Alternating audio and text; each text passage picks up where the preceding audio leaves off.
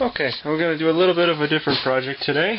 This is something I've done before, but I'm just going to redo it now to make it work the way that it's supposed to. I don't remember which switch it was.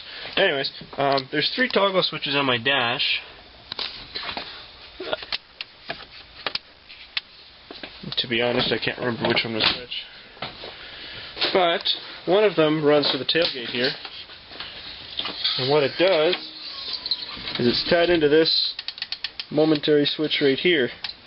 So what happens is when I shut the back window, it clicks that switch, which would actually be tied into the interior light. So that works with my alarm as well. So if someone tries to open the back gate on my truck, even if you reach under the glass and pull, it was sensitive enough to set off that interior light. But I find that that switch isn't always reliable. Sometimes I get faulty readings, the alarm will go off for no reason, and that particular design of switch I think is to blame. Just with the hot and cold and everything changing and adjusting, it's not quite sensitive enough. So I went to an electrical supplier. I was able to find a micro switch that's got a long finger on it, and I'm thinking that this is going to work a lot better.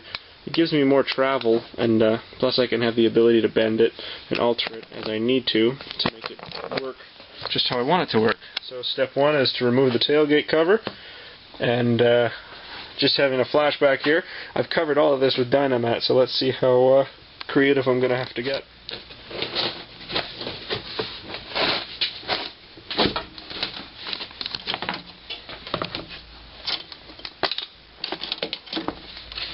There we are.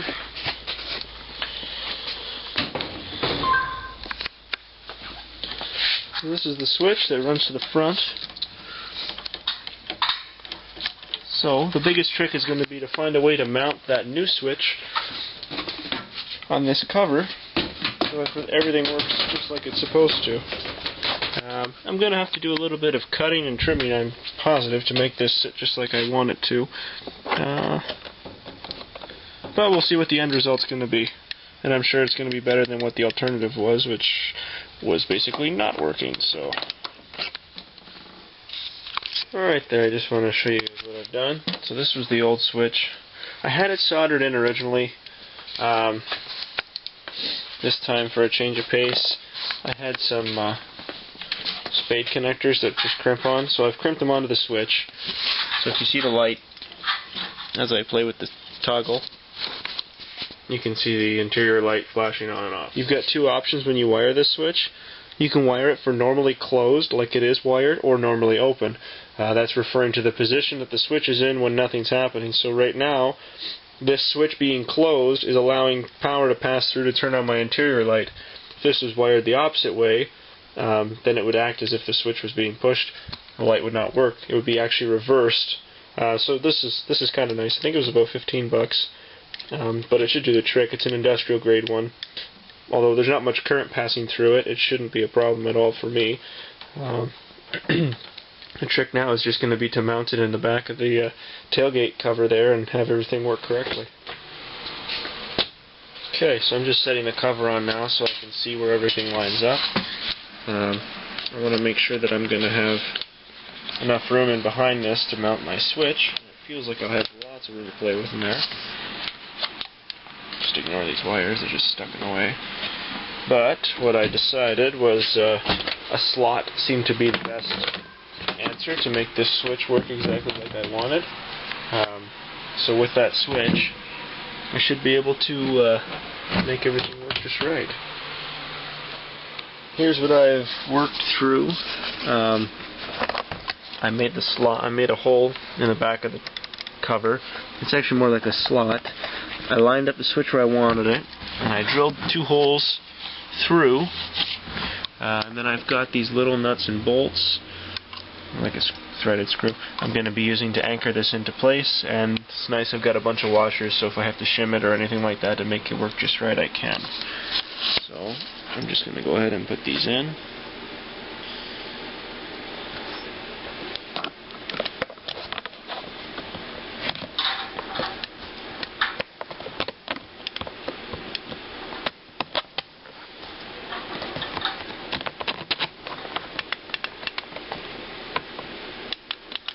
Alright, once it's snugged up into place, I may have to cut those shorter, but we'll find out what happens.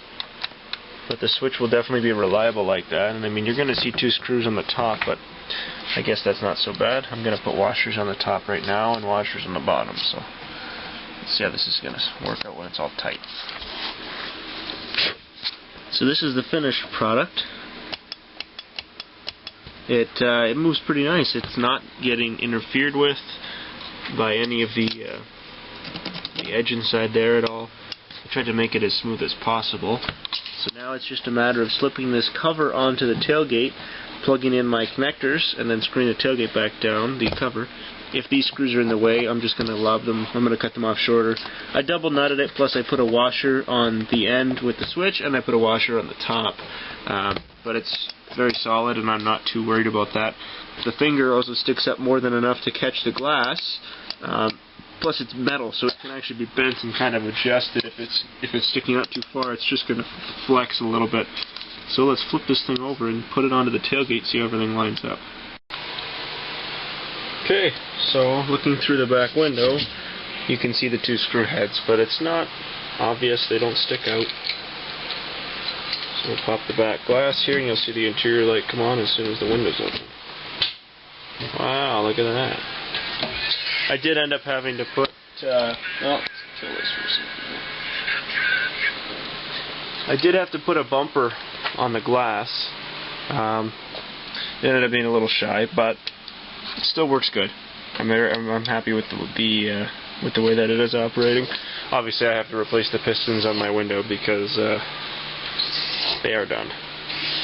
On the plus side, my window closes itself. So, and like I was telling you earlier, when someone tries to tug on the window, if you get your fingers under that glass and you start pulling, that light kicks on. So, hopefully, it's a deterrent for somebody not to break into the truck. So once the alarm is set, let's see.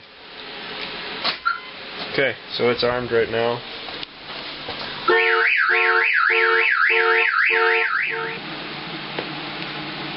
Well, that was different. I think I had the charger plugged in, and that it kicked on. It must have registered the voltage change, and the alarm went off. I never knew that something like that would be so sensitive. Anyways, so we'll set the alarm off again here, but this time by activating the window. Click. Oh, it's warning me. Cool, huh? So it does work. That's the whole purpose of it, is to make sure that if someone tries to get into the truck, it's at least known that they've tried.